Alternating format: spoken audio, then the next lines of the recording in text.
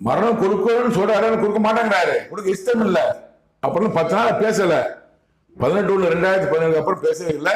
அப்புறம் 27/1/2017 ஒரு 9 நாள் கழிச்சு பேசுறாரு. உச்ச நீதிமன்றத்திலிருந்து அவளுக்கு விரோதமாகவே தீர்ப்பு வரும், தண்டனை என்னால் கொடுக்கப்படும்.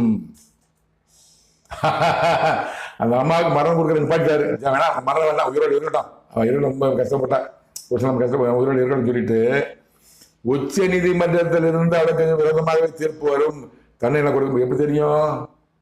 எப்படி தெரியும் சொல்லுங்க. உச்ச நீதிமன்ற தீர்ப்பு வந்தது 14/2/2017, 14/2/2017. உச்ச நீதிமன்ற தீர்ப்பு வந்தது 14/2/2017. கடவுள் சொல்றாரு 21/2/2017, ஒரு 18 நாட்கள் முன்பாக உச்ச நீதிமன்ற தீர்ப்பு வர்றதுக்கு 18 நாட்கள் முன்பாக உச்ச நீதிமன்ற தீர்ப்பு வருமானமும் தெரியாது.